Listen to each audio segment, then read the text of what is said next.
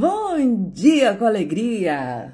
Bom dia, bom dia, bom dia! Começando mais um dia para todos nós, mais uma oportunidade, uma vida incrível para todos nós. Espera hoje será um dia incrível, hoje será um dia leve, hoje será um dia de amor, hoje será um dia de prosperidade, hoje será um dia de muita leveza, hoje será um dia de oportunidades. Hoje será um dia de gratas surpresas na nossa vida, sabe por quê? Porque tudo na nossa vida dá certo, tudo na nossa vida flui com leveza, com facilidade, com glória. Tudo para nós funciona, porque assim nós decretamos. Tudo na nossa vida dá certo e a gente desperta hoje com essa sensação de mais um capítulo a ser escrito. De uma folha em branco das nossas vidas pronta para ser preenchida por nós mesmos. E nós vamos preencher essa folha em branco desse capítulo hoje, tão fresco, tão original, com muita sabedoria, com muita alegria, com muita gratidão, pulsando os nossos sonhos sim, agradecendo as nossas conquistas e nos sentindo amplamente abençoadas pela nossa vida. Reconhecendo quão sortudas nós somos, quão abençoadas nós somos, quão prósperas nós somos. Eu sou próspera, eu sou abundante, eu sou ilimitada. Bora começar assim, agradecendo que estamos nesse corpo saudável, que estamos saudáveis, que tudo está perfeito, plano e completo no nosso mundo. É assim que a gente acorda, fazendo estes decretos. Por mais que você neste momento esteja vivendo alguma situação que esteja te molestando, você precisa fazer o caminho inverso e começar a pulsar a sua nova realidade. A lei da vida é a lei da crença. Tudo aquilo que chega para você está vindo a partir do que você está emitindo. O universo ele não faz leitura de desejos mentais, ele faz leitura de vibrações energéticas. É quem você é e quem você está se tornando de uma forma consciente. Então vamos acordar aqui numa versão mais elevada de nós mesmos, uma versão que agradece, uma versão que reconhece a beleza da vida, uma versão que é feliz, uma versão que vibra no amor, uma versão que acredita que tudo dá certo, uma versão que acredita que já é abençoada, uma versão que acredita que a abundância a pertence, uma versão que acredita que é próspera e que tudo chega com facilidade. Essa é a versão que eu invisto energeticamente, vibro energeticamente, porque essa realidade ela existe, essa realidade já está. E eu tenho que ir para lá vibracionalmente, sentindo. E essa é uma disciplina que a gente tem que ter pela manhã, porque senão a gente fica presa no passado. E quem vive de passado é museu, né? Quem vive de passado não prospera, não evolui. Então vamos colocar a energia no lugar certo. Começando aqui, ó. Respirando pela manhã, colocando um sorriso no rosto. Sentindo o pulso do coração, elevando o pensamento a Deus, Pai, Mãe, Criador e pedindo proteção e espiritualidade sagrada para esse dia. Sentindo que está sendo derramado sobre sua cabeça luz, amor e proteção. E você se ancora aqui nessa energia, nessa força, sentindo realmente inspirar a luz divina, acender no seu coração. E aqui você agradece. Agradece por esse dia, pela sua saúde, pelo seu corpo, pelas oportunidades, pelo trabalho, pelo dinheiro, por tudo que você já tem, que já conquistou e que está a caminho. E você sabe que está a caminho porque você tem fé. Quando você tem fé, você não duvida. Não foi essa uma das frases de Jesus Cristo? Homem de pouca fé. Que é isso, homem de pouca fé? Você não confia? Ter fé é confiar. Confiar e acreditar que tudo que é teu chega para você.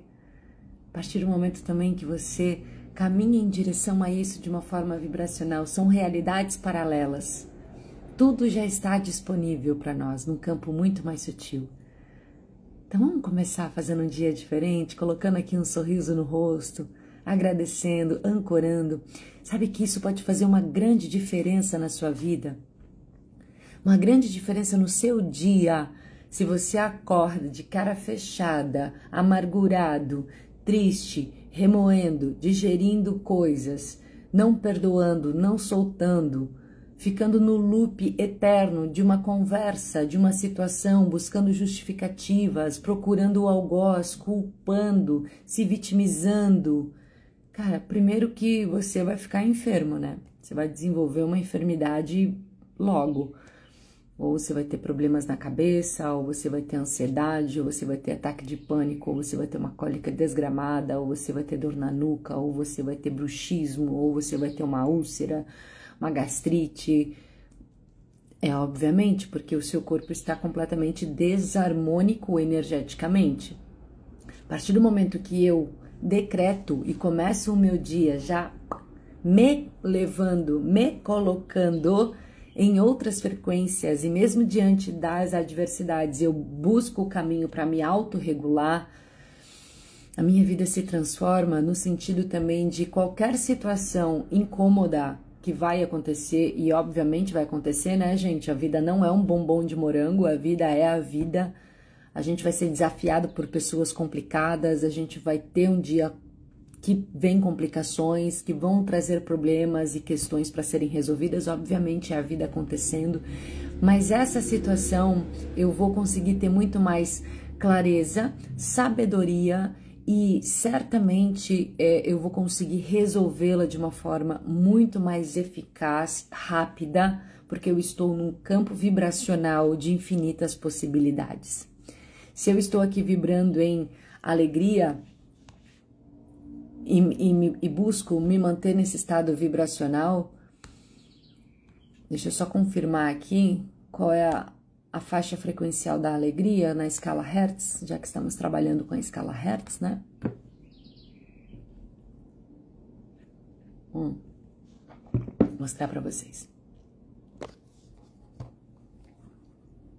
Nossa, que sujo que tá aqui, peraí.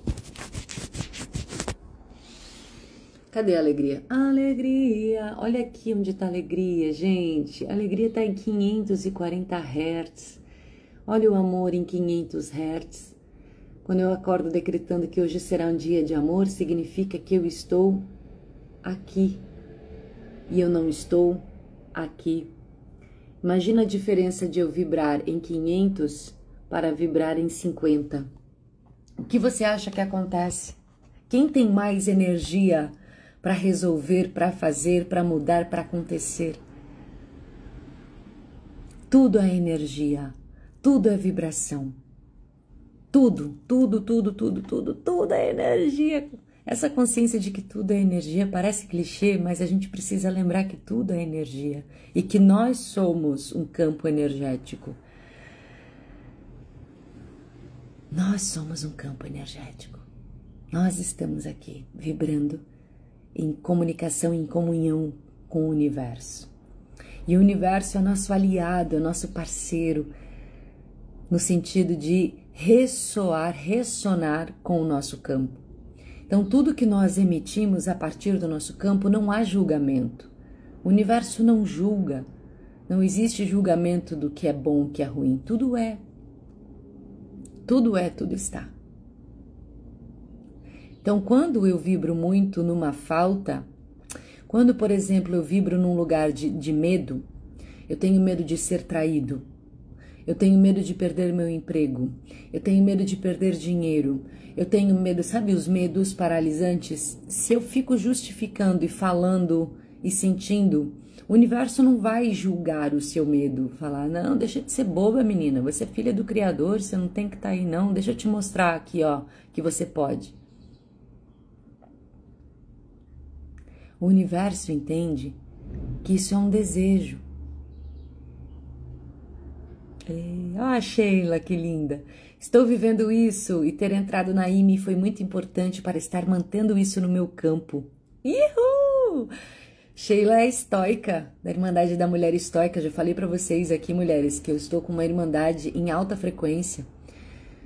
Porque é isso, eu tô aqui falando para vocês e vocês concordam, sentem no coração essa verdade, né? Nós somos energia e para a gente fazer as mudanças necessárias na nossa vida, a gente precisa estar em campos frequenciais de elevada frequência. E eu sei que isso é desafiador. Eu sei o quanto isso é desafiador porque é a vida. A vida tá aí. Então, por mais que a gente faça as nossas orações, né? A gente acorde, tenha essa consciência. É fácil a gente escorregar na casca da banana e se prender por muito mais tempo dentro de baixas frequências e vibrações e se manter lá por muito mais tempo. Então, quando a gente está em ambiência de elevada frequência, que é a Irmandade da Mulher Estoica, você consegue sair desses lugares com muito mais velocidade, mas infinitamente muito mais velocidade, e o melhor, sustentar este lugar por muito mais tempo. Porque tem uma egrégora, porque tem um campo, porque tem um propósito. Então, eu já falei para vocês, eu não faço mentoria individual, não porque eu não acredite, mas por duas razões. Uma, que eu não tenho tempo para fazer atendimento individual, e o segundo, que é o mais importante, porque eu acredito na egrégora de um coletivo. E um coletivo de mulheres é muito poderoso e necessário, principalmente nesse momento planetário, que é o meu trabalho como um chamado da minha alma, é facilitar, proporcionar grupos de mulheres, sejam para viajar, sejam para mentorar, sejam para se desenvolver, sejam para experienciar a espiritualidade, porque as mulheres precisam se reconectarem e se reolharem a partir de uma outra lente que é a não patriarcal. Hoje as mulheres estão rivalizadas, solitárias, se sentindo indivíduo, quando a natureza feminina é coletiva. Ela tem necessidade do vínculo, ela tem necessidade do coletivo, ela tem necessidade de pertencer. Todo ser humano tem necessidade de pertencer, mas a natureza feminina, ela necessita do círculo, porque a forma geométrica feminina é circular, ela é coletiva.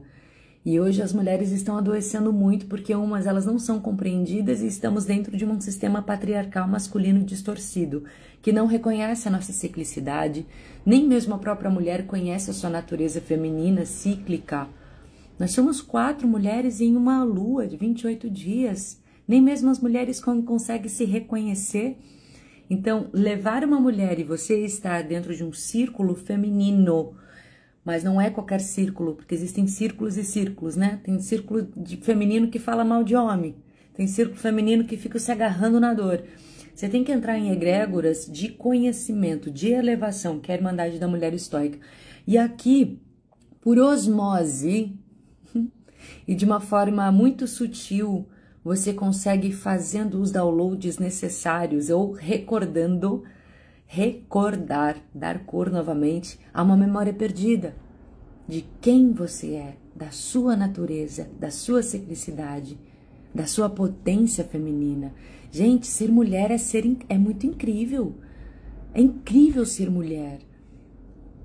É incrível estar no corpo mulher. Nós somos uma natureza completamente diferente do homem. Nós somos diferentes. Nós somos complementares, porém somos diferentes. E a gente está tanto tempo dentro de uma estrutura tão masculina que a mulher está se tornando masculina. E quando ela se torna masculina, fica meio andrógena, ela desenvolve muitas patologias no seu corpo mulher, porque ela não está dentro da sua energia.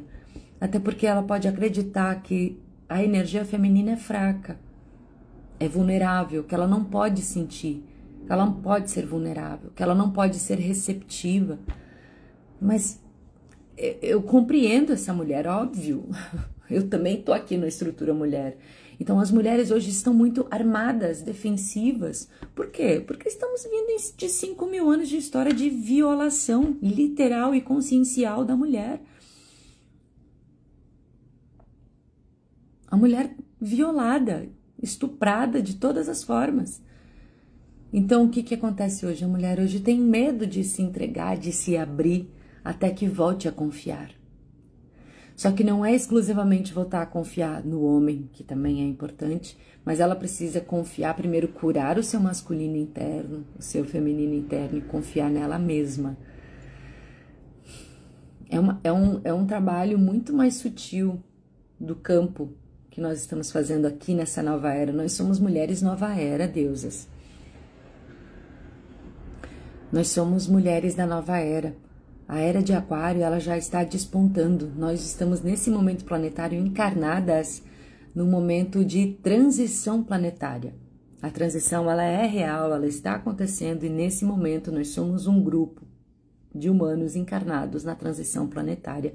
Nós estamos saindo de uma era de peixes para uma era de Aquário, uma era de água, de religião, de Maomé, Mahamud, Jesus Cristo, de todos esses avatares masculinos que trouxeram a religião, o caminho da religião como o norte, mas um Jesus na cruz, um pecador, que não foi isso que Jesus trouxe aqui, né, gente? Não foi essa mensagem, tão equivocado. É tão equivocado a interpretação de quem foi Jesus Cristo na Terra. Jesus não veio trazer o cristianismo. Jesus veio trazer a consciência de que você é Cristo, de que eu sou Cristo, tu é Cristo, né? Eu sou Cristo, eu sou Deus em ação. Jesus não veio trazer igreja, Jesus não veio trazer religião católica. Jesus veio trazer a consciência crística. E quando ele dizia que retornaria, não é Jesus aqui de volta. Até porque se Jesus voltasse, agora ele ia ser massacrado igualmente. Igualmente. Porque o nível de consciência da época de Jesus para cá não mudou muita coisa, não. Ainda existe muita misoginia. Ainda existe muito preconceito. Ainda existe muita ignorância. Quando Jesus dizia que voltaria, é porque era este o momento planetário de uma transição de elevação consciencial do planeta Terra para uma quinta dimensão. E a quinta dimensão, ela não é um lugar físico, ela é um estado vibracional consciencial, é a frequência do amor. Porque nós estamos saindo de um planeta expiatório, regenerativo, para um planeta da nova era. Regenerativo. Nós estamos saindo de um planeta expiatório para um regenerativo. Isso a própria literatura espírita fala, né? Então, a Terra da quinta dimensão é uma Terra que sai dessas frequências de contração, que é o que a gente vive, e vem para cá. Essa é a nova Terra. Então, o que a gente está vendo agora pode até parecer um absurdo acreditar que nós estamos indo para uma Terra melhor, quando a gente vê tanta coisa colapsada, né? Quando a gente liga a TV agora e a gente vê tanto desastre, mas é que primeiro precisa ruir toda uma estrutura velha, inadequada, descabida e que vai lutar muito para sobreviver, para nascer uma nova Terra. E a nova Terra, ela não é uma velha arrumadinha, ela é nova em tudo. A era da informação é a era de Aquário. Aquário é o elemento ar. Hoje nós estamos vivendo o elemento ar. Hoje tem inteligência artificial, a internet, Uber, iFood, Airbnb. Hoje as pessoas não compram mais carro, casas, até porque terrenos. Essa geração que comprava coisas era dos nossos pais e nossos avós. Hoje nós aqui, os millennials, quarentando, né? Nós somos os millennials que estamos na meia-idade. A gente é muito jovem para ser... como é que é aquela frase que diz? A gente está naquela meia-idade que a gente não sabe se a gente é velho ou se a gente é jovem. A gente é muito velho para ser jovem e a gente não tem idade para ser tão velho. Então a gente está naquele limiar. E nós estamos nessa transição, nós somos a geração que veio do analógico para a transição do digital. E agora está nascendo a geração beta, né? Então tem os millennials, geração Z, né? Geração Y, geração Z, os millennials. E agora tá vindo a partir de 2025, os bebecitos que nascem agora de 2025 são a geração beta, que é a geração que nasce com a inteligência artificial. Eles não vão saber como é um mundo sem uma IA. Então, eles são os beta.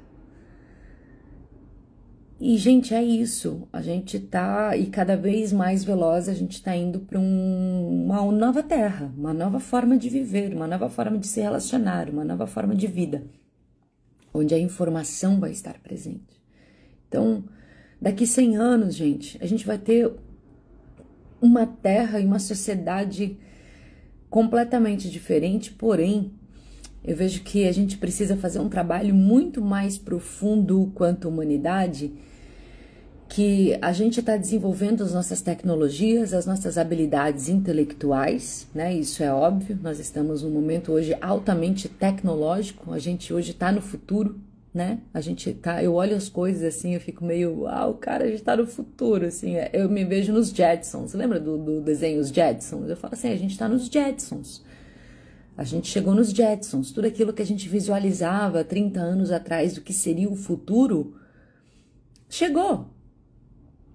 Né? O desenho dos Jetsons era um desenho super futuristas, né? Futurista, enquanto os Flintstones era da Idade das Cavernas, os Jetsons eram um futuro tecnológico.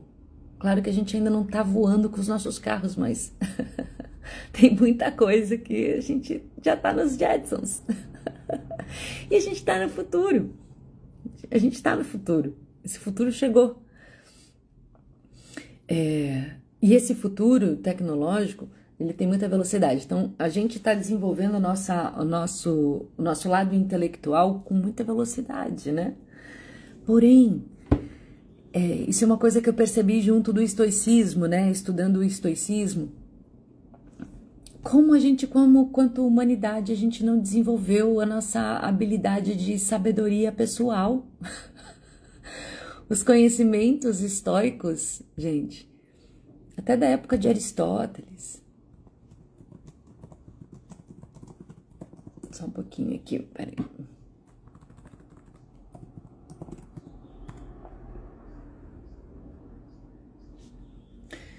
Então você pensa, né?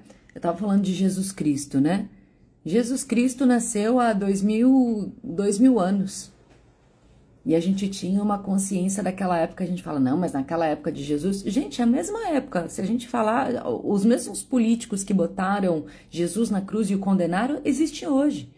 O estoicismo, ele nasceu em 2.300 anos atrás. E todo livro que você lê hoje do estoicismo, Epicteto, Marco Aurélio, você vai ler coisas que são muito atuais, contemporâneas.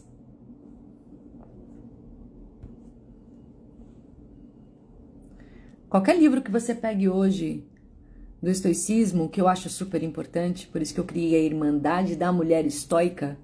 Gente, estoicismo é o que a gente precisa estudar agora, assim, enquanto humanidade, porque de 2.300 anos para cá, a humanidade é a mesma.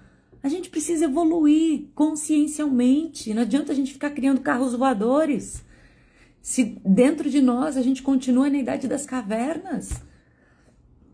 Qualquer livro que tu pegue de Marco Aurélio, Sêneca ou Epicteto, que são os três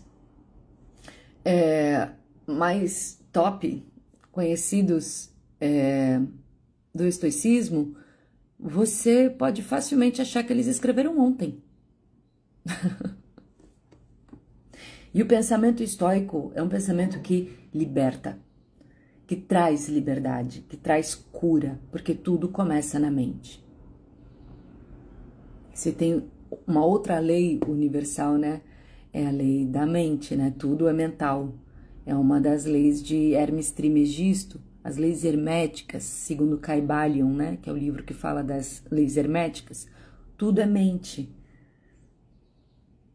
Então, se tudo é mente, parte da mente, como está a nossa mente? Perturbada pra caralho, né? A filosofia, ela vem como um bálsamo para nossas almas. Ela é a cura da alma, a filosofia.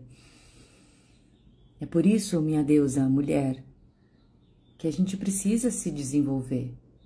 A gente precisa estudar, a gente precisa se refinar. Voltando, nós somos mulheres da nova era.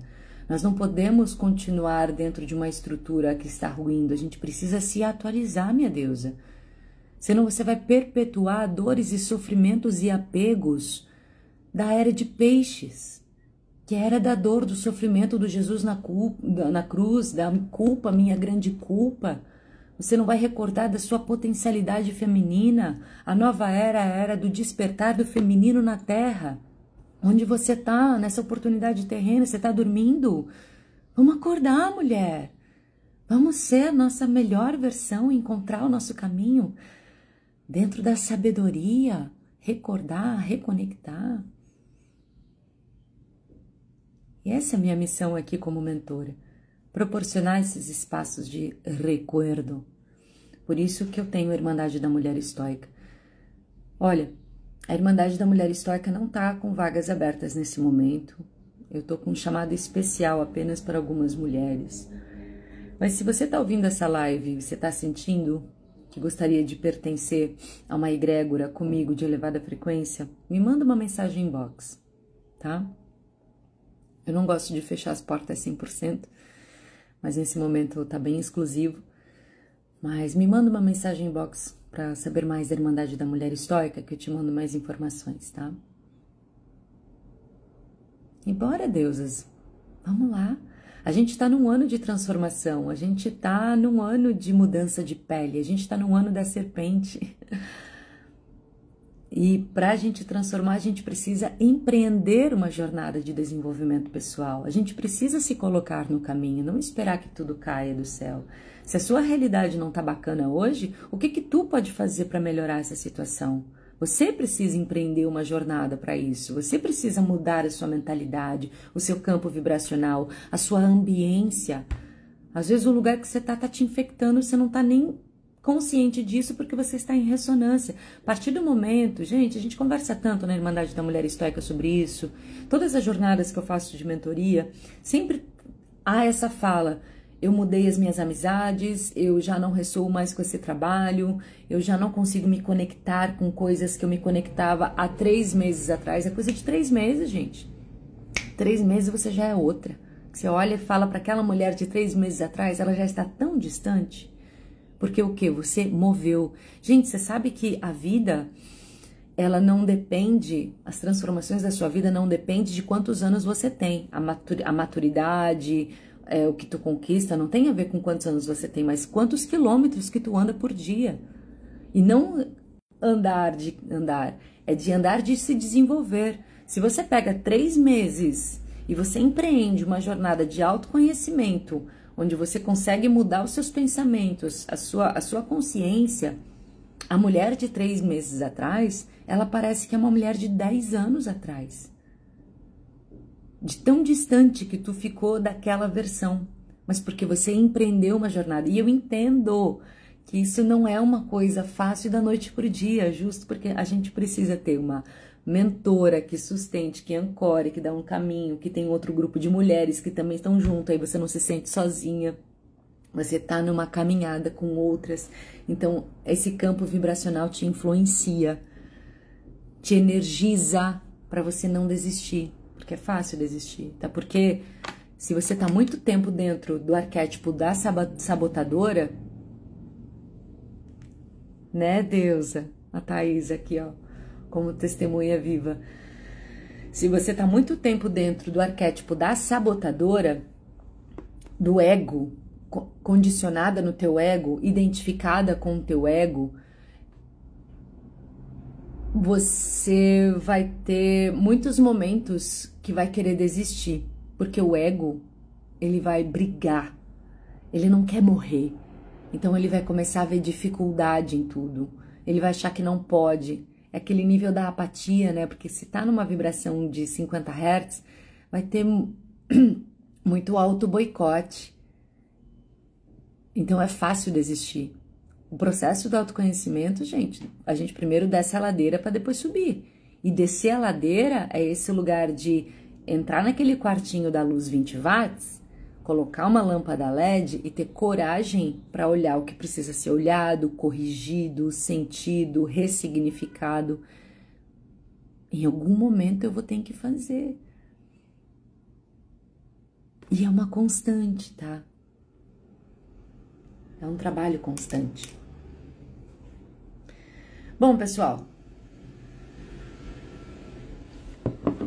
falei pra caramba. Mas deixa chegar, né? É o que chega, é o que vem. Não sei, eu abro aqui essa live sempre na intenção de ler um livro. Eu abro a live na intenção de ler um capítulo, mas aí chega o que tem que chegar e eu deixo chegar. Então vamos falando, né? Bora lá falar de tristeza? Hoje vamos entrar no capítulo que fala da emoção tristeza. Acho que será uma ótima leitura, não acho, eu tenho certeza. E que bom que você está aqui comigo. Bom dia para você que está por aqui. Seja muito bem-vindo, muito bem-vinda. Pega seu café, seu chá, seu cacau, seu chimarrão. Eu serei uma excelente companhia para você, eu tenho certeza, uma companhia agradável. Lembrando que essa live você pode ouvir depois no formato podcast no Café com Amor no Spotify e também eu deixo a gravação dessa live no YouTube, o que você pode também assistir pela sua televisão, Aniele Talon, no YouTube. Seguindo então a leitura, compartilha também, se você sente, compartilhar com aquela pessoa que tá triste, aquela pessoa que tá lá naquela focinha. Leva essa mensagem para ela, acorda ela, faz ela acordar aqui, ó, levando consciência para que ela tenha um dia melhor. Deixar Ir é o livro do Dr. David Hawkins, que é o que nós estamos nessa jornada, o caminho do desapego, e a gente está chegando então no capítulo 5, onde vamos falar sobre tristeza. Bora lá então, iniciando a leitura. Tristeza é uma experiência comum para todos nós. Na tristeza, sentimos que as coisas são muito difíceis, que nunca vamos conseguir, que não amamos e não somos amados. Temos pensamentos como, todos esses anos que desperdicei. É um sentimento de pesar e perda, solidão, o sentimento de, se ao menos, arrependimento. Sentimentos de abandono, dor, desamparo e desesperança, nostalgia, melancolia, depressão, saudade, perda irrecuperável, coração partido, angústia, desapontamento, pessimismo.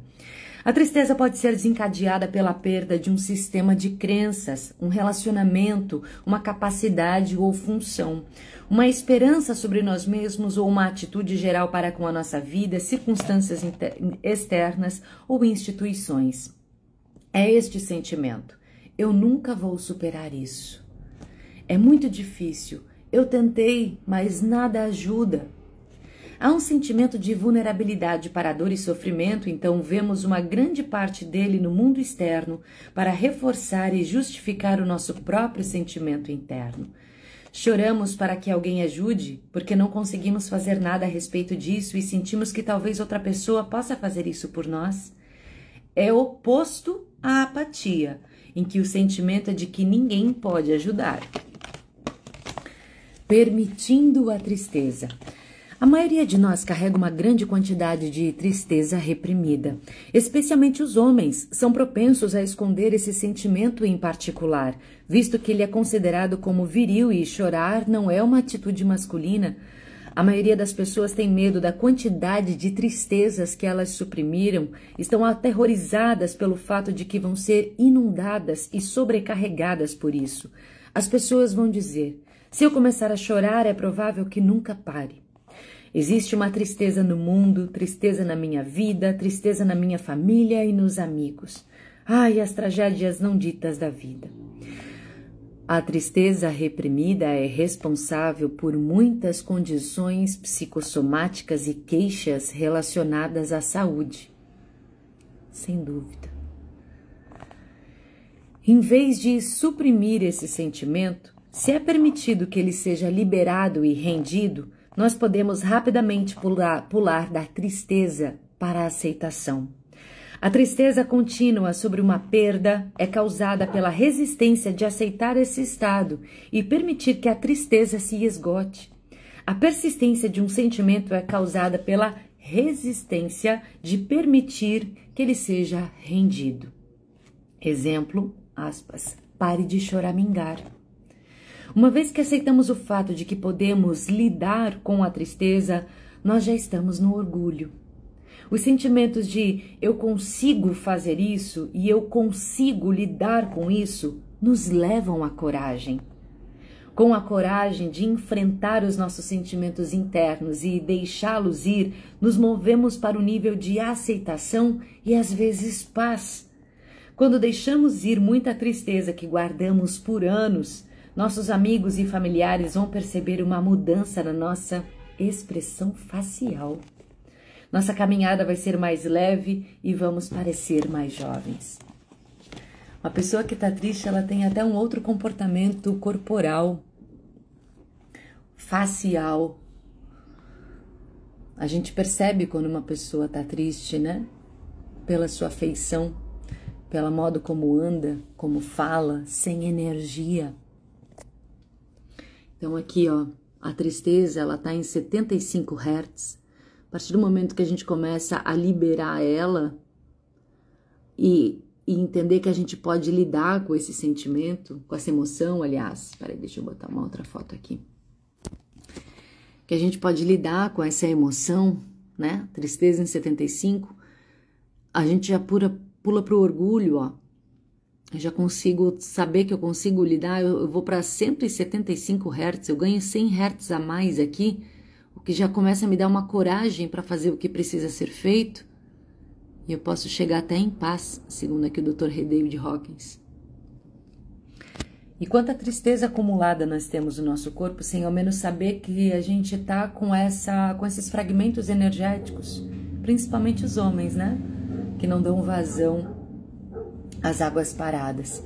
A tristeza, ela gera águas paradas, né? O choro, na verdade, é uma forma da gente reequilibrar o nosso corpo.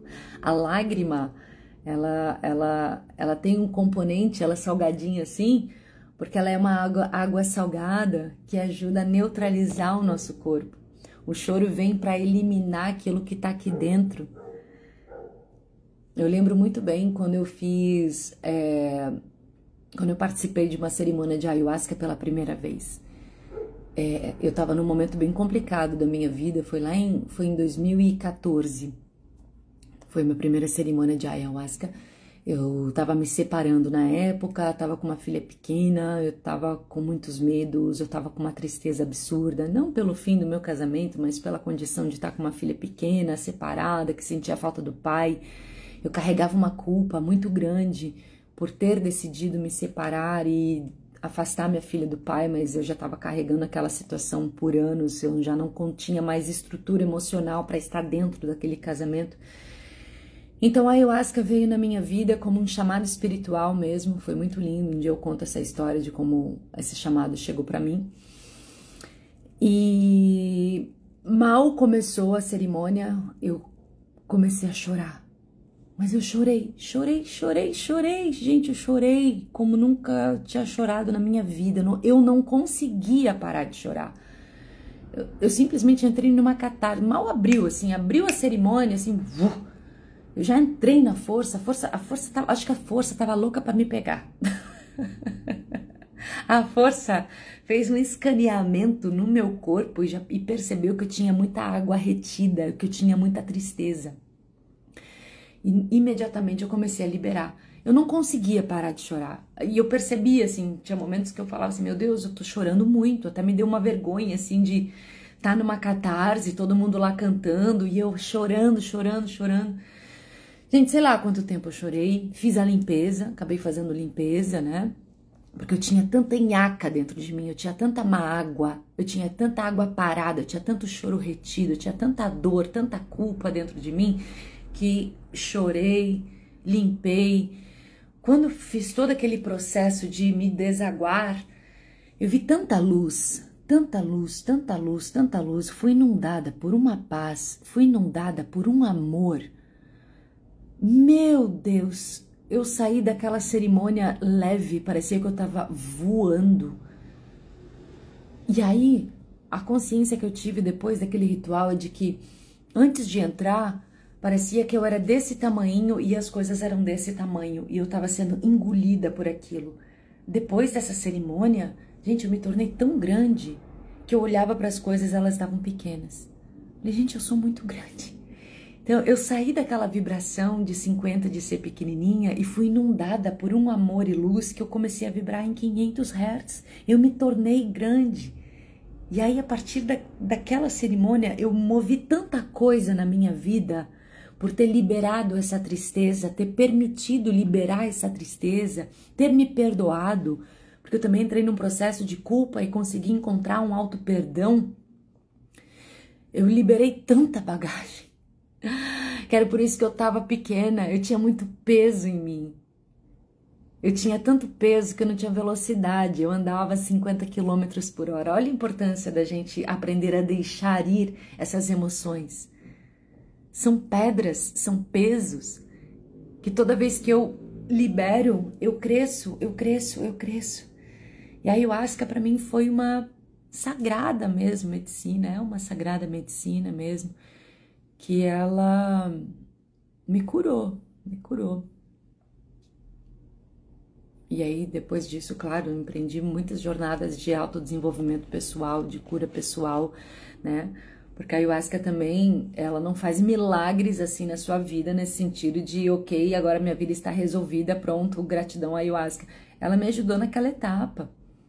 Obviamente, a vida vai acontecendo, mas eu consegui sair de um estado vibracional assim, ganhando uma consciência absurda naquele ritual com a sagrada medicina. Mas o que eu quero dizer é isso, assim, quanta tristeza retida a gente tem, essa tristeza retida gera má água, e as má águas são águas fétidas, e se o nosso corpo é 80% de água, se eu estou nutrindo muita má água e tristeza, isso vai se tornar uma doença psicossomática, um corpo enfraquecido, endoecido, um câncer.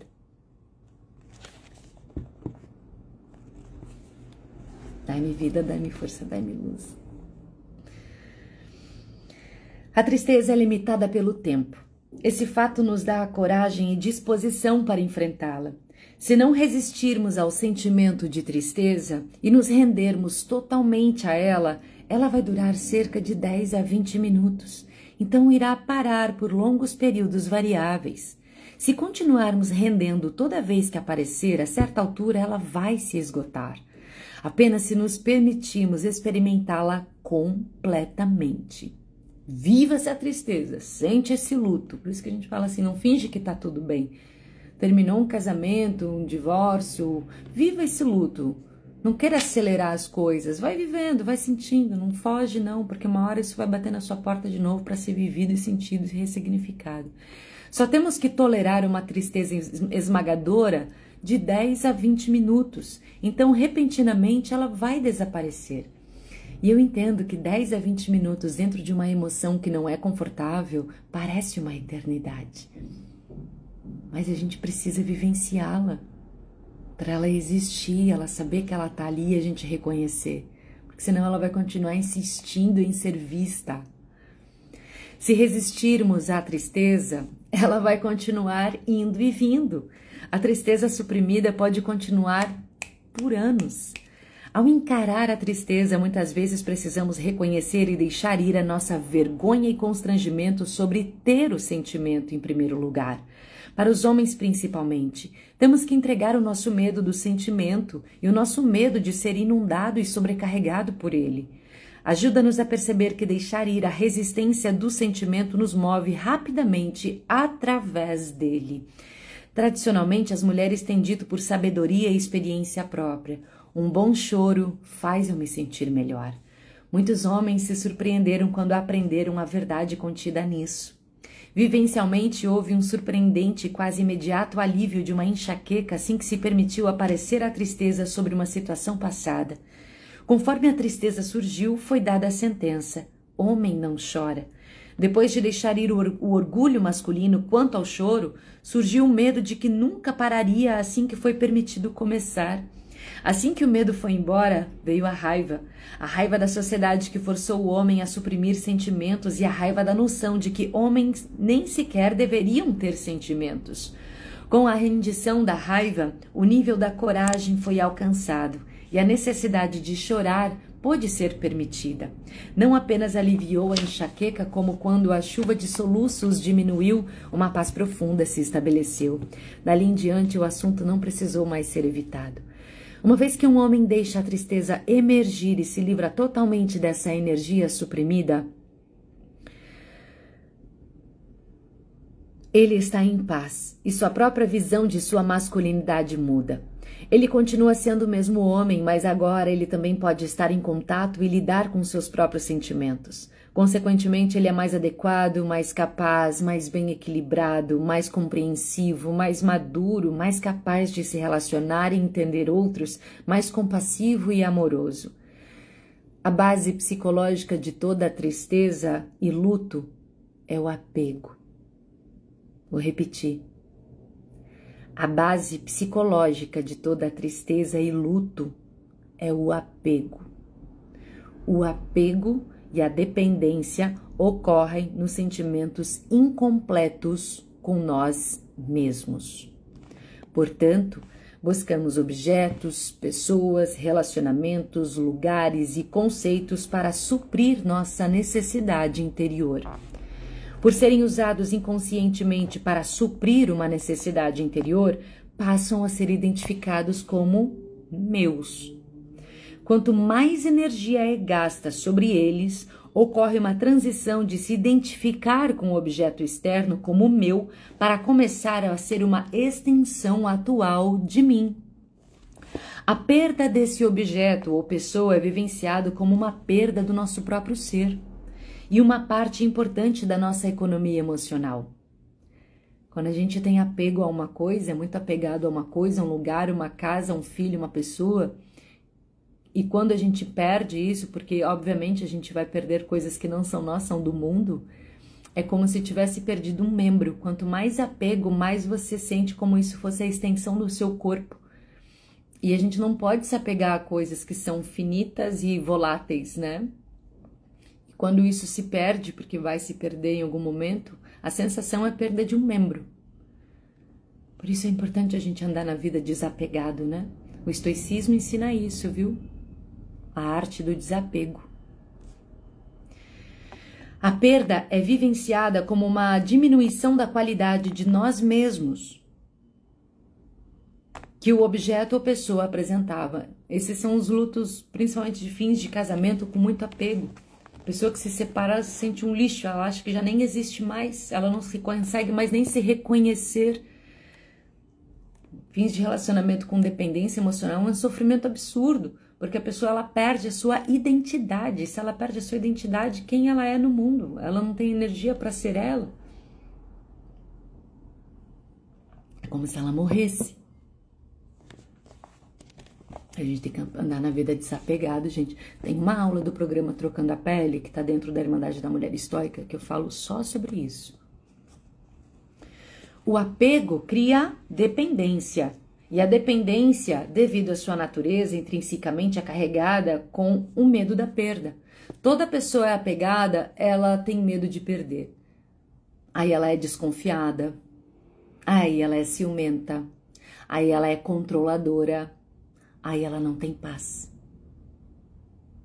Ai, gente, como é importante a gente ganhar consciência pra gente ter paz na vida. Vem ser IME, vem pra Irmandade da Mulher Estoica. Se você tá ouvindo isso e tá batendo aí de uma forma que você tá respirando nisso e tá fazendo sentido, me chama no inbox. Vem comigo. De uma jornada aí que 3 meses tu vai estar em outro lugar. Dentro de cada pessoa existe uma criança, um pai e um adulto. Quando a tristeza surge, é recompensador perguntar: dentro de mim, é a criança, o pai ou o adulto que é a fonte desse sentimento? Por exemplo, a criança dentro da pessoa está apavorada que alguma coisa aconteça com o amado cão. Ela se questiona: como vou superar isso? O adulto interior também sente tristeza, mas aceita o inevitável. O gatinho ou cachorrinho não é imortal. O adulto em nós, com pesar, aceita que a impermanência é uma realidade da vida. Nós aceitamos que a nossa juventude não é permanente, que muitos relacionamentos amorosos não são para a vida toda e que o nosso cão vai morrer um dia. Isso é maturidade. maturidade emocional. E quantos de nós andamos por aí como ninhos, crianças internas? O estoicismo, por isso que eu acredito, mais uma vez, o estoicismo é uma ferramenta de amadurecimento interior. Por isso, Irmandade da Mulher Estoica, para você se tornar uma mulher madura. Lidando com a perda. Devido à natureza do apego, o primeiro estado precedendo a experiência atual de perda é o medo da perda.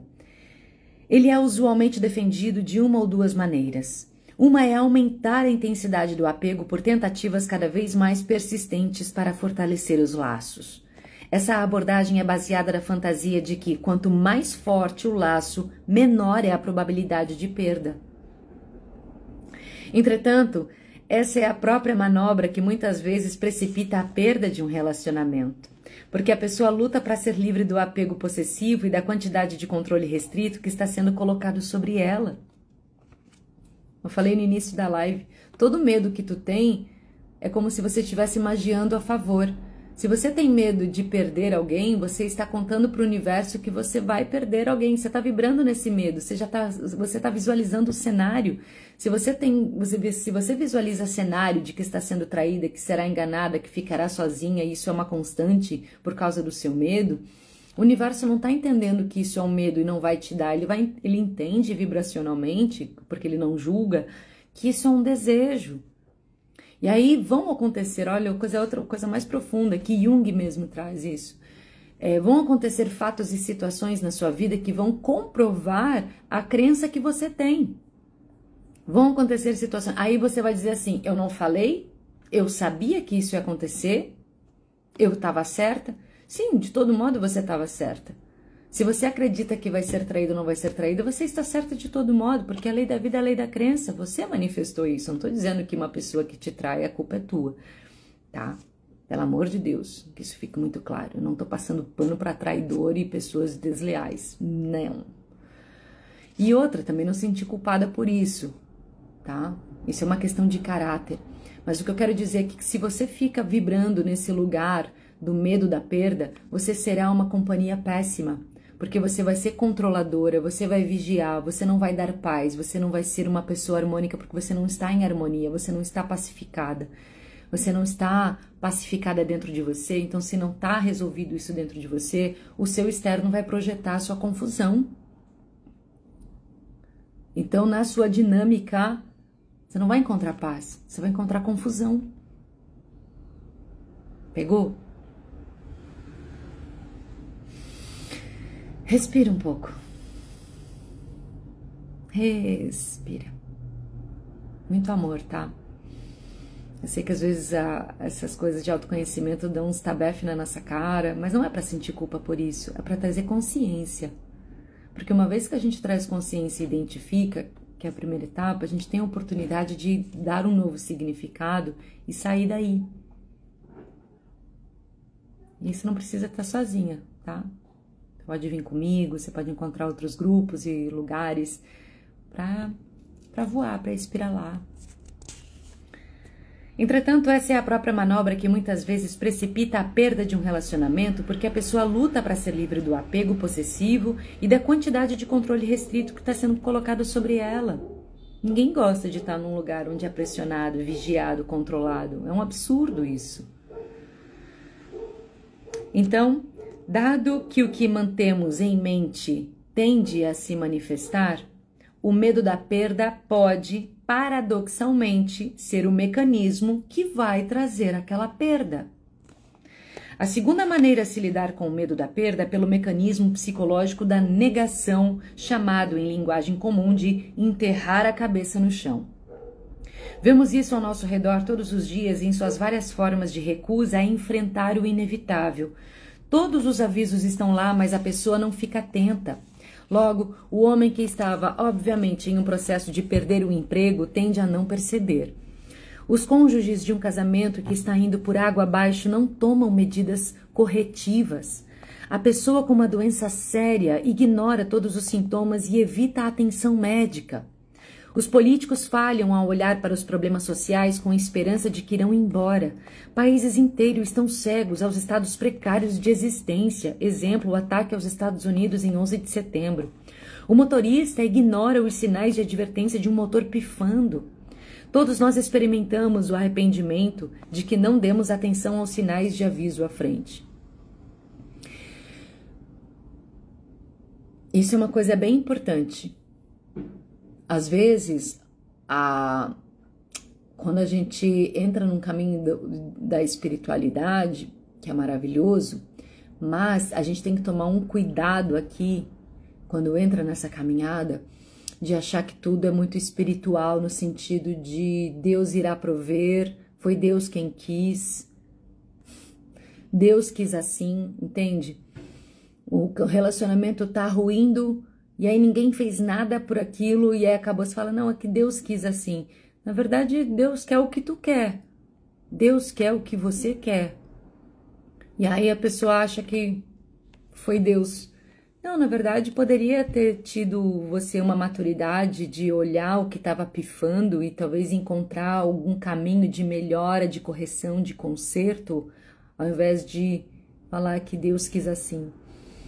Às vezes isso é um caminho de responsabilidade ou de não querer se tomar essa responsa mesmo, de resolver as coisas. Isso é uma coisa de maturidade, de gente adulta, né? A criança não sabe resolver coisas. A criança, ela foge dos problemas, né? Adulto resolve. Então, ignorar isso faz com que te infantilize. E aí coloca Deus como uma justificativa. Mas, na verdade, o que faltou foi um pouco mais de maturidade para consertar, para resolver, para achar caminhos. E não simplesmente desistir, porque eu achei que não tinha capacidade para resolver. Para lidar com o medo da perda, temos que olhar para que finalidade aquela pessoa ou objeto externo serve em nossa vida. Que necessidade emocional está sendo suprida? Quais emoções surgiriam se fôssemos perder esse objeto ou pessoa? A pergunta é, o que de pior poderia acontecer? O que de pior poderia acontecer? A perda pode ser antecipada e podemos lidar com os vários medos associados com a sensação de perda por desassimilá-los aos complexos emocionais que eles representam, deixando ir os sentimentos individuais que compõem o complexo emocional. Vamos dizer, por exemplo, que você tem um cão a que se apegou por muitos anos. É óbvio que o velho Roger está envelhecendo. Você descobre que não gosta de pensar na idade avançada dele, sentindo-se desconfortável com a perspectiva da morte dele e tirando isso da sua mente. Conforme você se pega fazendo isso, percebe que esses sentimentos são sinais de alerta e que você não está lidando com a situação emocional. Você também se pergunta, que propósito o cão está servindo na minha vida? Qual é o serviço emocional para mim? Amor, companheirismo, devoção, entretenimento e diversão. Deixar o cão ir vai deixar essas necessidades emocionais incompletas? Olhando dessa forma, uma parte do medo pode ser reconhecida e rendida. Uma vez que o medo vai embora, você não precisa recorrer à negação e fingir para si mesmo que o Roger vai viver para sempre. Outra emoção associada com a tristeza é o luto. E o luto é a da raiva. A perda de algo importante frequentemente nos traz um sentimento de raiva, que pode ser projetada no mundo, na sociedade, em indivíduos e, em última análise, em Deus, que é mantido como responsável pela natureza do universo. A raiva resulta da recusa prévia de aceitar o fato de que todos os relacionamentos e as posses nesta vida são temporários. Mesmo o corpo físico, nosso maior apego, eventualmente precisa ser rendido, conforme todos saberemos. Nada é, tudo está. A vida é a arte da impermanência. Os estoicos tinham uma frase que chamava Momento Mortis, que é justamente isso, saber que uma hora tudo vai morrer, gente. Momento morium. É momento... Como é que é? Momento Mori, momento Mori. É o momento Mori que se chama. Momento Mori significa lembre-se que você vai morrer. Ou lembre-se da morte. Nada é, tudo está. Tudo é temporário. Sentimos que o que se torna importante ou reconfortante para nós é o apego permanente. Consequentemente, quando essa ilusão é ameaçada, existe raiva, ressentimento e autopiedade. Sentimentos que podem resultar em amargura crônica. Raiva impotente é associada com o desejo de mudar a natureza do mundo e a impossibilidade de fazê-lo. Ao ver esse fato da existência, uma perda maior pode mudar nossa posição filosófica.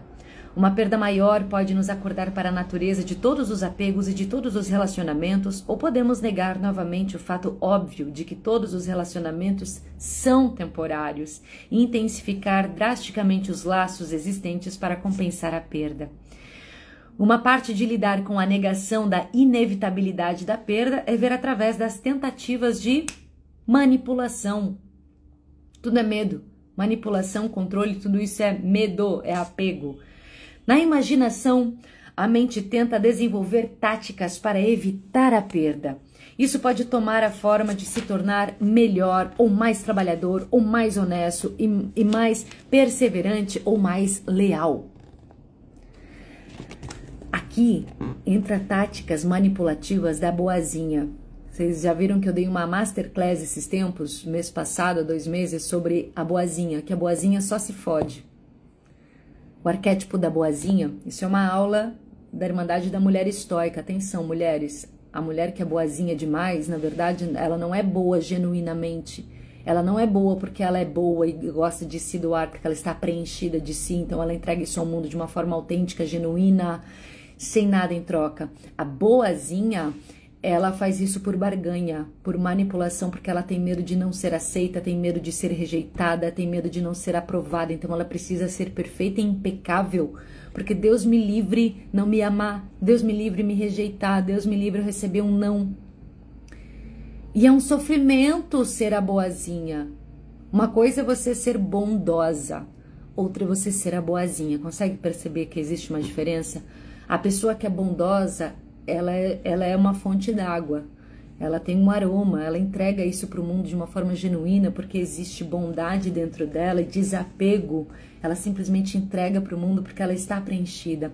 A boazinha está em falta, então ela precisa ser boazinha para ser aceita, validada e amada, porque ela está hipossuficiente dela, então ela precisa ser até perfeita, perfeccionista, passando por cima até mesmo dos seus próprios limites internos, se exaurindo para que o outro não se decepcione com ela, não desaprove ela, porque ela precisa ser validada, porque ela não se validou primeiro. Essa é a boazinha. A gente tem que ganhar consciência disso, é super importante, é uma libertação. Isso é a aula da Irmandade da Mulher Estoica. Olha quanta aula boa tem na Irmandade da Mulher Estoica, deuses. Se você tá nessa live e tá caindo muitas fichas, você imagina o que é um programa comigo. Olha só. Em pessoas religiosas, isso pode tomar a forma de tentativas de manipular. E sim, a boazinha, ela usa isso como manipulação. Em pessoas religiosas, isso pode tomar a forma de tentativas de manipular Deus com promessas e barganhas. Nos relacionamentos, isso pode tomar a forma de comportamentos supercompensatórios. A esposa começa a ser ainda mais obediente, amorosa e atenciosa como manobra para prevenir o rompimento. Óbvio que isso soa falso. Quando a pessoa tenta ser, ela não está sendo genuína, ela não tem magnetismo. Não tem nada mais sexy do que uma mulher segura, confiante na sua energia, segura, cheia de auto-amor. Autêntica, uma mulher autêntica que não tem medo de perder. Uma mulher que não tem medo de perder é magnética, é sexy. Do que essa que fica aqui arrastando o cu na brita. Ralando o cu na brita. O marido negligente, de repente, começa a trazer para casa presentes e flores em vez de ir direto à raiz do problema. É uma fuga, né? Quando a negação se rompe, as manipulações não funcionaram e o medo passou, então a própria depressão, o processo real de tristeza e luto acontece. Todos esses estados emocionais podem ser trabalhados de forma muito mais rápida pelo processo de deixar ir, no qual a inevitabilidade da emoção da tristeza é rendida e substituída por uma vontade de deixar ir a resistência e o processo acontece e se completa. Pode haver uma decisão de deixar ir a resistência à tristeza. Em vez de negação e resistência, você mergulha nela e supera. Você tem um bom choro sobre a morte do Roger ou a perda de um relacionamento.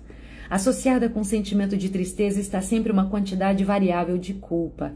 Isso é baseado na fantasia de que a perda representa uma punição ou de que uma atitude diferente ou outro comportamento poderia ter prevenido que isso acontecesse. A menos que seja rendida, a culpa pode reciclar e reabastecer a raiva e a fúria. O não reconhecimento e a não rendição da raiva podem ser projetados em outros no ambiente em forma de culpa. A culpa projetada em outros relacionamentos pode então agravar a perda, provocando ainda mais perdas.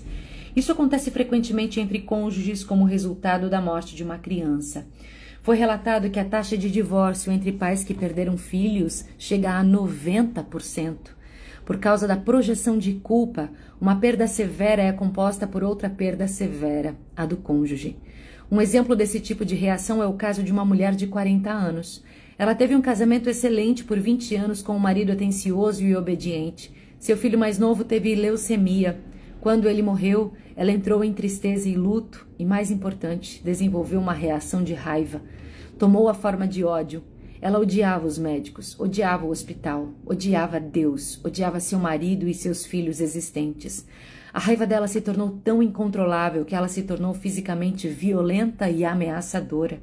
Várias vezes a polícia foi chamada para controlar o seu comportamento violento.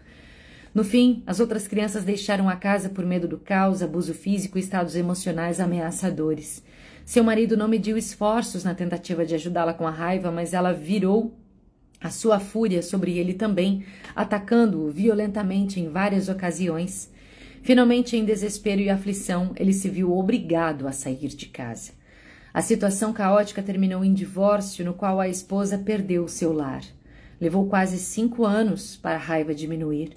Durante esse tempo, a mulher destruiu sua vida inteira e agora precisou começar do zero, dando início a uma nova vida. Quando todas as emoções negativas foram trabalhadas, rendidas e deixadas ir, o alívio finalmente aconteceu e o antigo sofrimento foi substituído por aceitação. Aceitação é diferente de resignação. Na resignação, ainda há resíduos da emoção anterior. Há uma relutância e um atraso do verdadeiro reconhecimento dos fatos. A resignação diz: eu não gosto disso, mas tenho que aturar isso. Com a aceitação, a resistência à verdadeira natureza dos fatos foi rendida. Portanto, um dos sinais da aceitação é a serenidade. Com a aceitação, a luta acaba e a vida recomeça. As energias que estavam ligadas aos sentimentos negativos anteriores estão livres, de modo que os aspectos mais saudáveis da personalidade são agora reenergizados. Os aspectos criativos da mente desenvolvem oportunidades para as novas situações da vida e oportunidades mais distantes para amadurecimento e experiência, acompanhados por um novo sentido de vivacidade. Um sentimento bem conhecido e amplamente praticado é a oração da serenidade nos grupos de 12 passos, que diz assim: Deus, conceda-me a serenidade para aceitar as coisas que eu não posso mudar, a coragem para mudar as coisas que eu posso e a sabedoria para saber a diferença. Faz um print disso aqui. Faz um print dessa... Isso aqui é um mantra muito poderoso. Faz um print. Deus, conceda-me a serenidade para aceitar as coisas que eu não posso mudar, a coragem para mudar as coisas que eu posso e a sabedoria para saber a diferença. Printou?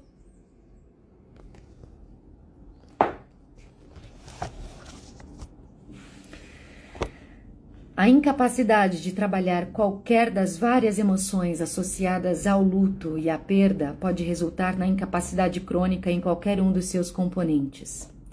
Portanto, isso pode resultar em depressão prolongada e estados de negação prolongados nos quais a morte da pessoa é realmente negada. Culpa crônica ou recusa de trabalhar sobre as emoções associadas com a perda podem resultar em reação demorada de tristeza e doenças físicas. Os mecanismos por trás desse processo são explicados em um capítulo adiante na relação entre a mente e o corpo. A energia reprimida das emoções não rendidas emerge novamente pelo sistema endócrino e nervoso do corpo, como um desequilíbrio energético que prejudica a fluidez da energia da vida através dos meridianos de acupuntura do corpo. Isso resulta em mudanças patológicas em vários órgãos. Doença. É fato muito conhecido que a taxa de morte entre pessoas de luto é muito maior do que a da população geral, especialmente no primeiro ou segundo ano após a morte de um cônjuge. Uma fonte de culpa relacionada à tristeza é a raiva direcionada à pessoa amada por ter partido. Isso é suprimido frequentemente porque parece racional para a mente consciente. As virtudes da pessoa amada que partiu são aumentadas e exageradas na imaginação e a discrepância compõe a culpa. Como podemos sentir raiva de uma pessoa tão maravilhosa? A culpa por ficar com raiva de Deus, o autor do universo, por ter permitido que esse evento trágico acontecesse. Uma mulher de 60 anos chegou ao escritório com múltiplas queixas físicas. Ela tinha ataques de asma, alergia, bronquite, episódios frequentes de pneumonia e todos os tipos de dificuldade de respiração. Durante a psicoterapia, foi revelado que a mãe dela morreu há 22 anos. Ela relatou que, curiosamente, não teve nenhuma reação à morte da mãe. Era estranho que, apesar de ser a sua responsabilidade, ela não encomendou uma lápide para ser colocada no túmulo da mãe. Pelas informações dadas, era óbvio que ela tinha um relacionamento com a mãe extremamente dependente, ao qual ela era ambivalente porque a mãe se recusava a preencher todas as suas necessidades de dependência. Demorou vários meses para ela trabalhar sua negação, que foi associada com a culpa sobre a raiva da sua mãe por tê-la deixado. Essa raiva foi direcionada interiormente para si mesma em forma de culpa, que também expressou seu desamparo e a vontade de chorar pela mãe. Esse desejo suprimido de chorar pela perda da sua mãe a levou a sentir constantemente que não conseguia respirar. A tristeza, gente, tá ligada ao pulmão, tá? As doenças respiratórias, a área do pulmão tá conectado com a tristeza. Ela odiava a si mesma pelos seus sentimentos de amor e ódio em relação à sua mãe. E a soma total de todas as suas emoções reprimidas emergiram novamente em forma de queixas e sintomas respiratórios múltiplos, doenças psicossomáticas, psicomente soma corpo. Conforme foi trabalhando o seu luto demorado, a reação para a tristeza e perda começou a emergir. A extensão da sua resistência de trabalhar sobre essas emoções e a forma como essa resistência resultou em seus sintomas físicos se tornaram muito claras para ela. No fim, ela começou a frequentar um treinamento profissional para se tornar terapeuta e trabalhar com pessoas que estão morrendo em instituições de tratamento mental. Prevenindo a tristeza. Tá acabando, gente. Aqui um pensamento estoico, ó. Alô, mulher, bora se tornar estoica. Se você sente de vir comigo, me chama no inbox, tá? A partir da natureza dos processos que descrevemos, torna-se evidente que um luto severo, uma perda e as reações patológicas que vêm a seguir podem ser prevenidas pelo reconhecimento precoce e pela rendição antecipada dos sentimentos associados às causas, enquanto eles ainda são leves e podem ser manuseados sem sofrimento excessivo. Como vimos, a base de todo luto e perda é apego, somados à negação da natureza transitória de todas as relações. Podemos começar a olhar para a nossa vida identificando as áreas de apego e nos perguntando quais as necessidades internas elas estão satisfazendo. Que sentimento viria à tona se eu as perdesse? Como minha vida emocional interior pode ser equilibrada de modo a diminuir a dimensão, o grau e o número de apegos aos objetos externos e às pessoas? Olha as perguntas certas que a gente tem que fazer para a gente mesmo. O que de pior pode acontecer se eu perder isso? Isso é muito estoico. Os estoicos falam muito dessa questão da gente entender que as coisas são transitórias na nossa vida e a gente tem que andar com esse desapego para a gente não entrar num campo de sofrimento. O sofrimento vem muito do lugar do não entendimento. A partir do momento que a gente entende as coisas a partir de um outro prisma, a gente não fica no limbo do sofrimento. A gente sente dor, mas a gente não sofre. Existe uma diferença bem grande aqui. Quanto maior o apego ao que está fora de nós, maior é o nível de medo e a vulnerabilidade à perda. Podemos nos perguntar por que nos sentimos tão incompletos. Por que estou tão vazio por dentro e tenho que procurar soluções em forma de apego e dependência dos outros? Podemos começar a olhar para as nossas áreas internas de imaturidade. Especificamente, precisamos examinar: onde estou procurando obter amor em vez de doá-lo? Quanto mais amorosos formos, menos vulneráveis seremos à dor e à perda e menos precisaremos buscar apegos. Quando reconhecemos e deixamos ir todos os sentimentos negativos que se tornaram pequenos a partir do reconhecimento de nossa grandeza, para que nossa alegria interna venha do prazer de doar e amar, só então estamos invulneráveis à perda. Maravilhoso isso. Quando a fonte da felicidade é encontrada dentro de nós, estamos imunes às perdas do mundo ao nosso redor, porque a gente se torna completo. Quando olhamos em nossas vidas com criticismo, vemos todos os apegos e as fugas em que caímos. Cada um deles representa uma fonte potencial futura de dor e sofrimento. As áreas realmente importantes devem ser cuidadosamente examinadas. Vamos pegar, por exemplo, a incapacidade de enfrentar essas questões comumente vistas, chamadas de síndrome da aposentadoria. Tradicionalmente, isso pode ocorrer em mulheres quando o trabalho de criar os filhos chega ao fim com a saída deles de casa. É a síndrome do ninho vazio. E com o homem quando atinge a idade de aposentar-se ou perde o emprego ou por alguma deficiência física que o incapacita de realizar o seu trabalho. A reação que normalmente acontece na meia-idade é causada pelos muitos anos de negação pré-existentes. Muitas vezes se foge das tarefas de enfrentar o inevitável e fazer planos para outras atividades de vida que gratifiquem as mesmas necessidades internas, as quais, nestes casos, são sentimentos de autoestima. Importância, vontade de se sentir útil e significante, bem como necessidade de contribuir para algo, ser produtivo. A antecipação do inevitável e a preparação para isso nos traz um desconforto relativamente menor comparado ao luto e à perda traumática da vida posterior. Podemos olhar para nossos relacionamentos mais amorosos e honestamente examiná-los. Até que ponto servem as nossas necessidades interiores egoístas? Até que ponto estamos realmente usando a outra pessoa e explorando-a para o nosso próprio benefício? Em que grau elas se tornam simplesmente auxiliadoras de nossa felicidade? Para descobrir isso, tudo que precisamos fazer é nos perguntar: se a felicidade deles aumentasse ao me deixar, como eu me sentiria?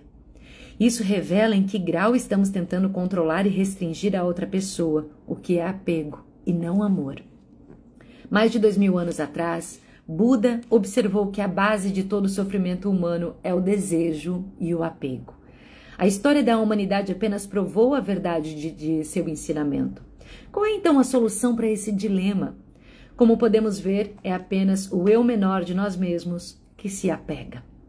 O eu menor compra o conjunto de programas inadequados e assustados que involuntariamente permitimos nos controlar.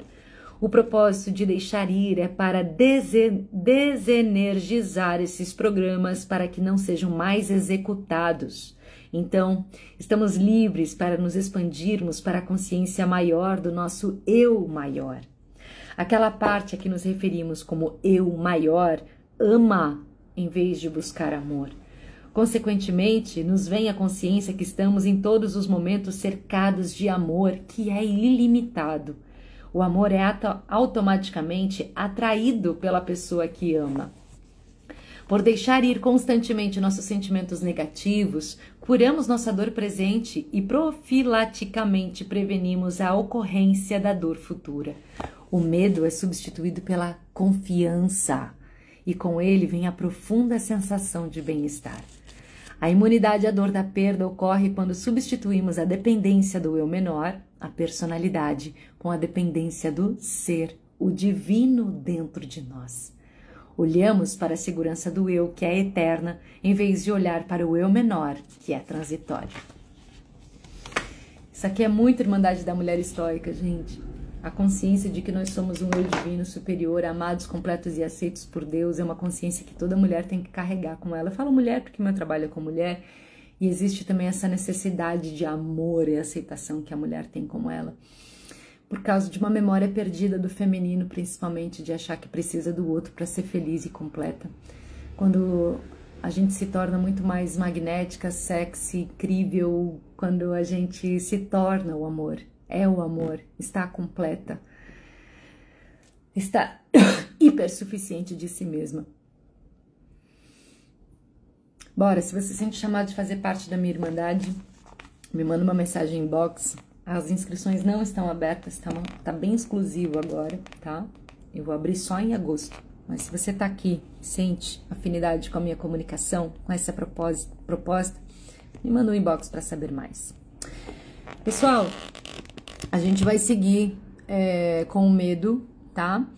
Eu não vou aqui confirmar com vocês 100% quando que eu vou retornar com essa leitura, porque eu vou viajar domingo, eu vou sair de férias com a minha família. Então, vou tirar uns diazinhos para descansar com a família. E então, eu não sei quando eu volto, mas eu volto pra gente ir pro medo. Mas isso tudo eu vou informar vocês no grupo Café com Amor. Para você que ainda não faz parte do grupo Café com Amor no WhatsApp, clica no link na minha bio, que lá tem o acesso. E então, sempre quando eu vou fazer uma live ou qualquer chamado, eu envio lá no grupo. Além do podcast, é claro.